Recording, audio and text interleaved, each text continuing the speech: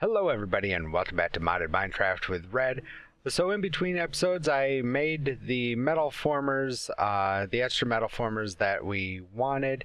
I also made a little bit more of the insulated tin cable and laid out a few more spaces here, a few more spaces over there.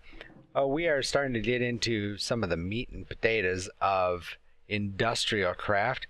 So where we left off, we were making the metal formers just so that we don't have to use the cutters anymore to make the cables. We don't have to use the hammer anymore to roll out the ingots into the plates, yada yada yada. So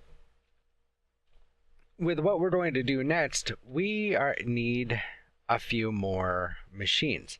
And to make those machines, we are going to need a lot more iron. So let's go ahead and grab some more iron plates here. What am I doing? I don't know. There we go. We'll do 45 for right now. And we will set half of them in this metal former, which is set to rolling, and half in this one, which is set to rolling. That way we got two of them working on it. And the way I have it set up is we have one extruding. We shouldn't need more than that.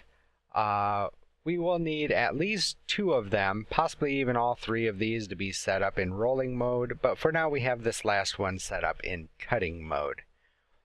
So, from here, we are going to work on smelting stuff, because as I said, smelting is kind of slow with this factory over here. If we come over here, remember this is fully upgraded with all of the upgrades that you can put into it. You know, the 8 speed upgrades, the 8 energy upgrades. And if we look, I mean, yeah, it's going at a decent rate, but all in all, it's rather slow. Sure, it's doing 7 items at a time, but we are going to get something that's going to make smelting a whole heck of a lot faster. So for that, we are going to need the electric furnace. Now the electric furnace is just an iron furnace with some redstone and a basic control circuit. The iron furnace is just a standard furnace with 5 iron plates. Well, that's easy enough. Let's see how many plates we have out over here. We got 9 here. 9 there. Let's wait for 2 more. There's 1 and there's 1. Excellent. So now if we come over here and we make, let's see here. Yeah, we'll do 4 of them. We'll make 4 furnaces. There we go. And the iron plates in this configuration, except to raise the middle one. There is our 4 iron furnaces. Now these iron furnaces, will do a great job all on their own. They are quite faster than the standard furnace, but they're still not the best. They require, standard burning substance, whether that be coal, charcoal, wood planks, basically anything that can burn. That's what they require to operate. The electric furnace is exactly what it says. It uses electricity. So we will go ahead and pop those in there and make up some more redstone. We already got redstone, it just didn't put it in. That's fine. And there we go, 4 electric furnaces. And these guys, we are just going to come over here and we will pop them right on this line right here and start getting them powered up. Cool. Now, as of right now, they're going to be slow. I'm not going to lie. They are going to be very slow. That's because we haven't upgraded them. We do have ways of upgrading them.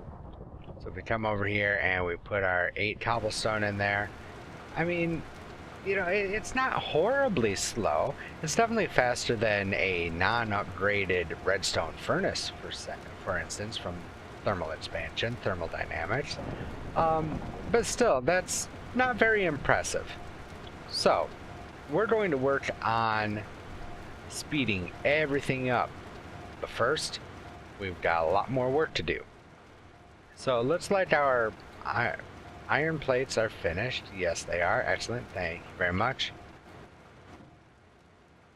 So, we also need a way to grind stuff down. Well, that's where our macerators come into play. Macerator is a basic machine frame, some cobblestone, basic control circuit, and 3 flint. Well, we're going to get about 4 of these as well. So let's check our flint situation. We've only got 8, but the system knows how to make more. Let's make about a stack of flint. Cool, thank you. And then we also need some cobblestone. Just like so, and 4 macerators get. Cool. These guys are going to come right down here.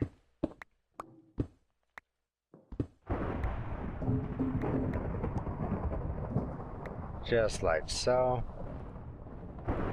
And we will go ahead and we will throw down our cabling. Excellent. 4 macerators. We're also going to need something else. We are going to need a... Oh, what is it? We are going to need a compressor. So let's see if we have enough. We do. So there's that. 1 compressor should be enough. But, you know what? Let's go ahead and make 2 of them. Just so that we can have multiple things working at the same time. And that's what this is all about for the automation of stuff, is getting the best bang for your buck. So we're going to put that stuff in there. We've got this smooth stone over here that we just cooked up. So we go down the sides just like so. There is our 2 compressors. And as you can see, we're going to be filling up the channels very fast. So there we go. There's our 2 compressors. So that gets us 6 on this line over here. We're going to need 1 more machine to finish all of this off. And that, if I remember correctly, is going to be the bottling plant. Let's see here. Is it the bottling or is it the canning? Solid canning. I really want to say it's the bottling plant. Thermal centrifuge.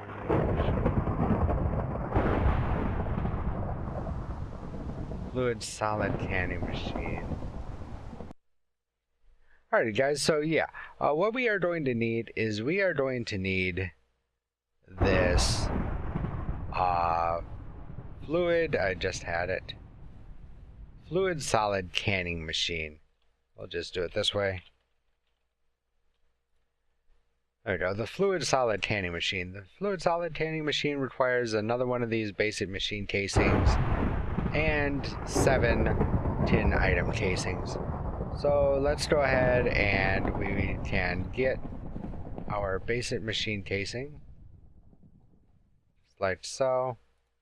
Let's grab our tin. We're going to need about 4 pieces of tin.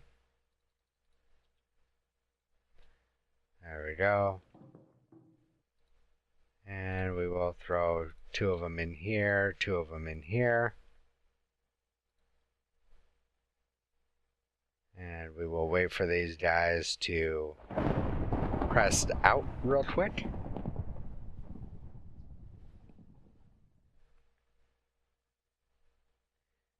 Come on. Thank you. We can just transfer those over, transfer those over.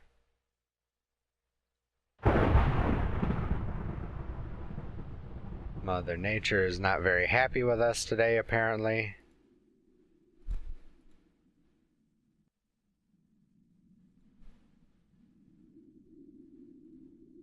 There's 4. There's the other 4 for 8. So the fluid solid, again, the basic controller, we've already got the machine casing.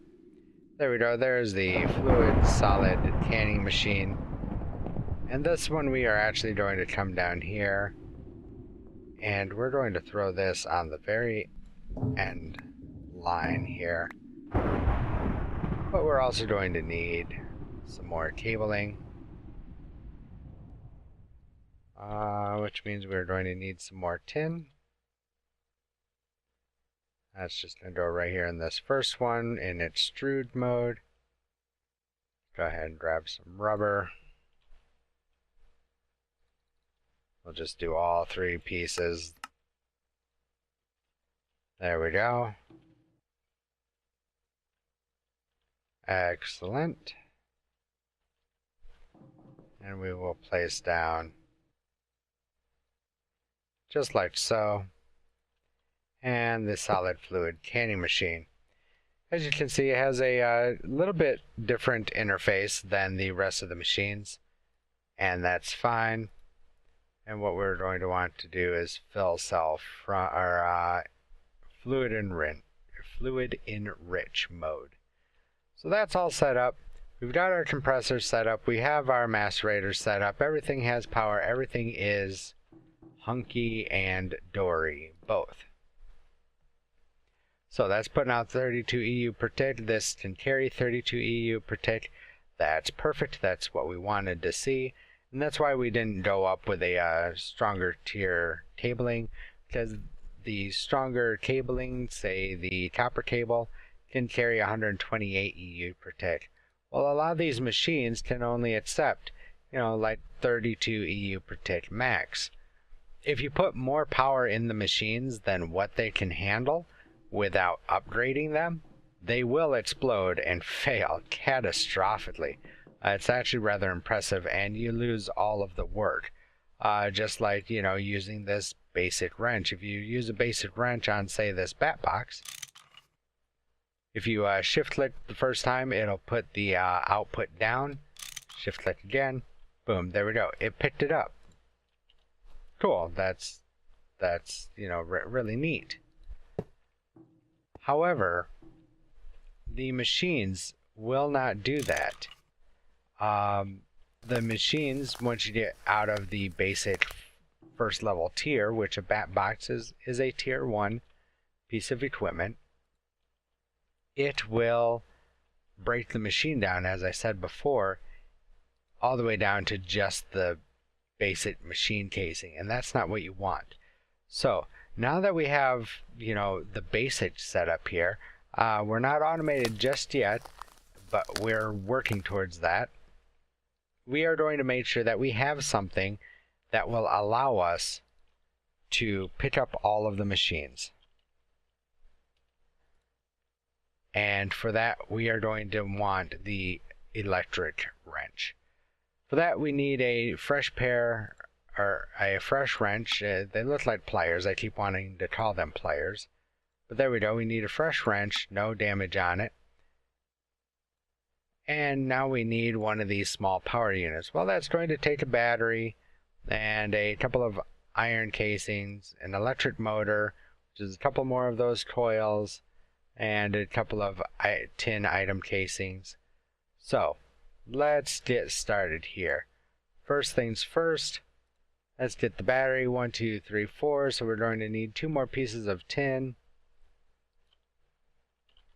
and actually 3, because one of them, while these 2 are getting pressed, this one needs to get extruded because we're going to need the cabling. And let's see, what else are we going to need? Nope, wrong wrench, thank you. We are going to need some iron casings. Well, we just so happen to have an extra iron plate on us. That was lucky for us. So here come the iron casings.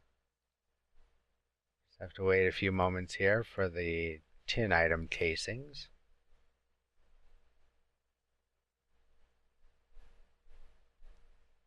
Come on.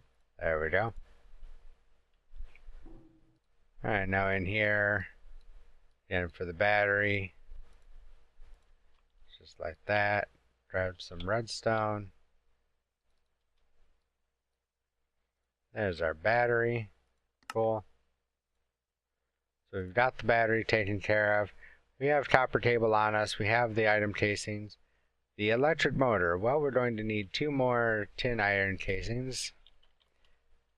Well, Red needs to get on the ball because he is derping like crazy. So while that takes care of that, we're also going to need another couple of coils.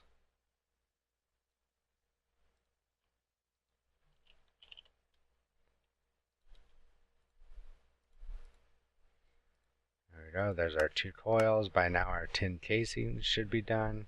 Our tin plate getting turned into tin casing now. So we have everything that we need so far, except a piece of iron and 1 more tin casing, item casing, which there it is. There's the electric motor. And now we should be able to just shift click everything else in. Yep, there's our small power unit. Combine that with the brand new wrench and electric wrench. Now, to fill this up, you can put it in any type of IC2 power storage, the BAT box, CESU, MFSU, MFU. So we're just going to pop it in here so that it charges up. Excellent. Now, with this, it has 2 different modes. It has a normal mode, which in normal mode, it will act just like this wrench here. We don't want that. What we want to do is hit our modifier key and right click. And now it says Lossless Wrench Mode Enabled. That means that now we will be able to pick up whatever machine we want and it will pick it up properly. So we want to pick up, you know, say this canning machine, which is technically a tier 2. We can shift, right click, boom, picks it up, and it is, you know, completely intact. We can place it back down. It is perfectly fine. Notice how much power that used though. That used almost the entire battery in this wrench. So it's not like it's cheap to do this, especially messing around with IC2. IC2 is not a cheap mod by any stretch of the imagination, but it is a very, very powerful mod. It has been around since very, very early Minecraft. I'm going to say all the way back to 1.4 version of Minecraft, and this is 1.7, and the newest version of Minecraft is like 1.12. So yeah, IC2 has been around for a very long time. It is a very refined mod. They have done wondrous work with it, and it has just only gotten better and better with time. So now let's start hooking things up, because I know you guys are starting to get tired of, you know, not much happening, just building. So let's start putting stuff into practice, shall we? So we are going to lay down our interfaces, and it is not necessary to do this, but I am going to do this because I have had issues in the past. And I am going to set these up to make sure that they are always trying to eject down. Okay, so it will always force stuff down. If you order up large number of things, sometimes they will cross feed because, you know, the Alloy Smeltery or whatever machine you're trying to use can't accept anymore, and so it will find the nearest available inventory to put stuff. Well, that would be the next ME interface right here. And then, you know, that interface is saying, oh, hey, I'm receiving stuff. Well, I'll just ship it back to the system because, you know, that's what I do. And then now you've got, you know, processors that are all gummed up because it's saying, hey, I ordered this much, but I only received this much, so I need to make more. And it turns into an endless loop, and it becomes a giant mess. So with all of our alloy smelteries here, we are going to go through and we are going to set those up in push-pull configuration. Because this way, it will pull or input from the top, from the ME interface, and then it will spit the items right back out into the interface, to which the interface will say, all right, I will put that into the system. So very easy peasy. We are going to grab a table or two or three.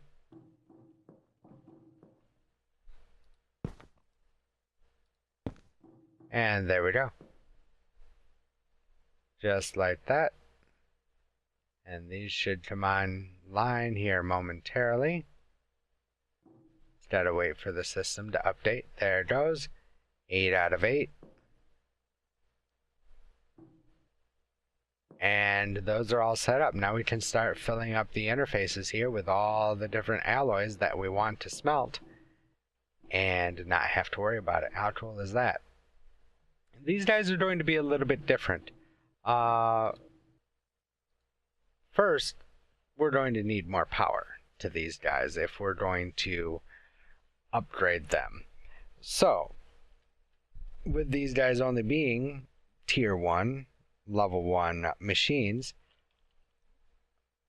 we are going to need something called a transformer upgrade. To get the transformer upgrade, we're going to need some glass, some basic control circuits, some insulated gold cable, which we haven't seen yet, which is gold cable and 2 pieces of rubber to insulate it. Well, that's not too bad. We're also going to need an MV transformer, which an MV transformer is just some insulated copper cable and some basic machine casings. We're going to need quite a few of these. So, let us get started real quick, if there is such a thing as real quick. I will show you guys how to make this one, and then in between episodes what I will do is I will work on getting this process automated so that, you know, we don't have to worry about it too much. We're going to need some more iron.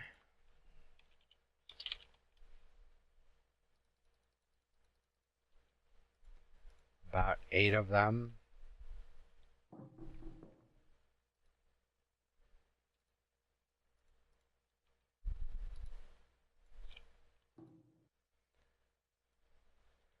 There's our gold cable.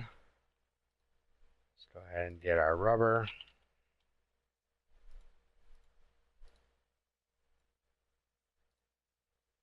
There we go.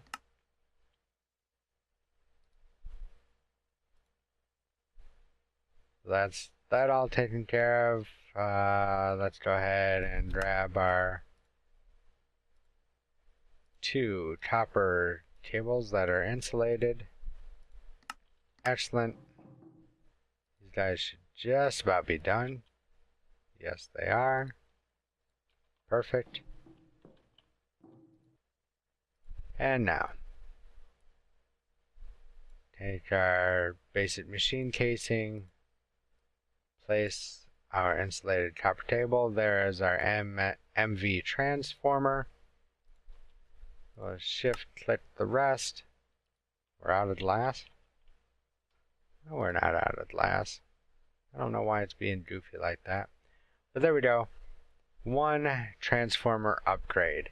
Increase energy input tier by 1. So, if we take that out, and we come over here to say our metal former, okay, we know that this metal former can only take 32 RF per tick, right? Metal former. Take a look. There we go. Power, it uses 10 EU per tick, and the maximum it can accept is 32 EU per tick. The transformer upgrade says that it increases energy input tier by 1. So that means that the next step up from the tin cable is the copper cable. The copper cable can put out 120 EU per tick. By putting just this one single transformer upgrade in this machine here, this machine can now accept up to copper cabling, which is 120 EU per tick. All of these machines are eventually going to get approximately 4 transformer upgrades. That's why we're going to, need automation for this, because that's a lot to do. We're also going to get something else. Again, in between episodes, I will teach the system how to make these, but we're going to get one of these ejector upgrades. Well, it takes a couple of pistons, a hopper, some more insulated copper cabling, and some basic control circuit. Let's see what we have. Just the control circuit. Perfect. Well, there's our hopper. Let's get our piston. Let's make, I don't know, about 11 of these. There's our pistons. And we need a couple more. Copper. Excellent. One on either side. There is our injector upgrade. See, these things are really cool, because you can go around to any block of IC2. You just come, and we're going to want it on the top. We right click the top. Now if we take a look, automatically output to the top side. If we want to change it, we can right click again. Now automatically output to the east side. Well, yes, that's the east side. So we can change where stuff gets output. And if we pop that in there, now we can say, now we're saying that it can accept more power, and it automatically outputs to the top side. Well, let's test that, shall we? Let's actually take the ejector out of here. Let's put it in this metal former here. Just for the time being, we will get a chest.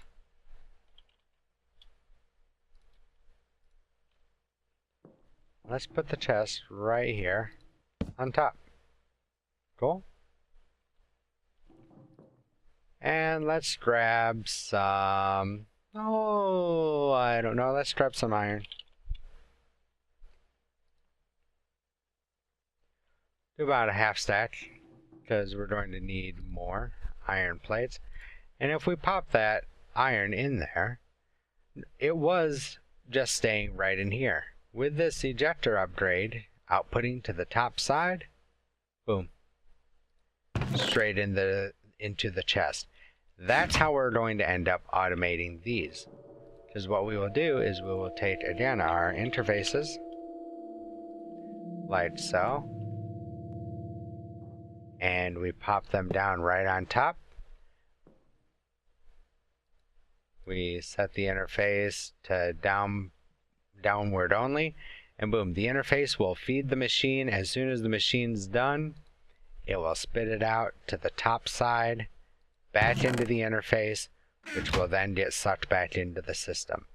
That's how we're going to automate all of these. So in between episodes, that's what I'm going to work on. I'm going to work on, getting all of this automated, getting all of the different plates, because there are quite a few of them. You know, let me take that back. Not all of the plates. I'm going to get the ones that we use the most, like the copper, tin, bronze we will use, iron definitely, refined iron or steel we're going to get. So yeah, you know, I will set up all of the basic plates that we need for automation, as well as the item casings from these plates. Again, that's why we have two of them, because if we only have one metal former that is rolling, and let's say we need 10 iron casings, item casings, well, we would have to wait for this metal former to complete the process of turning the iron ingots into iron plates, and then it would have to the system would have to export the iron plates to turn them into the iron casings. This way we can have one machine. If we don't have the iron casings, or no, I'm sorry, not casings, but iron plates, this machine will work on the iron plates, and as soon as it's done, those iron plates get sucked into the system and automatically output back over here into this metal former, to where they will get turned into the casings. It's all about you know, being efficient, and you know, having two machines that do separate things is definitely more efficient than having one machine trying to do it all, just like what we set up with our AE2 system downstairs. I could have easily just set up one molecular assembler per interface, you know, and filled up each individual interface at a time, but that is not efficient. You see, you know, how fast our items get made with our auto crafting, and those assembly chambers aren't even upgraded. That's just stock speed. So this process here is going to take a little while to start off with.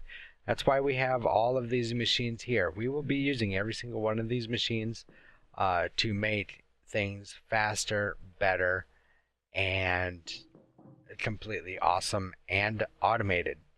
So thank you guys so much for watching this episode. If you liked it, make sure that you hit that like button. Also, don't forget to subscribe and hit that notification icon. That'll turn on your notifications, let you know of more videos as they come out. Also, don't forget to leave a comment below. Let me know whether you liked the video, you didn't like the video, if you need more explanation about something, or if you would like to try and see me build something else that you have in mind. Please leave a comment down below, and I will do my best to you know, accommodate. I read all of the comments that I get, and I answer as many of them as I can. And anyway, guys, again, thank you so much for watching, and I will definitely talk to you in the next video. See ya.